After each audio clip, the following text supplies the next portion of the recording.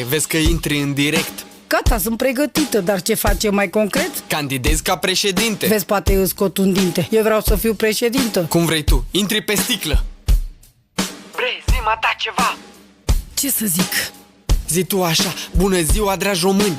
Repete după mine. Bună ziua, dragi români! Mă aflu în fața voastră. Mă aflu pe fața voastră. În fața, nu pe față. Mă afum în fața voastră. Brema ta nu te afumi, că nu ești mata costiță. Nu vorbi tu de mâncare când faci poftă de cărniță. O să fac autostrăzi. O să fac autostrăzi. O să vă măresc salariu. O să îmi măresc salariul. La oameni, nu la mata. La oameni și lui măta.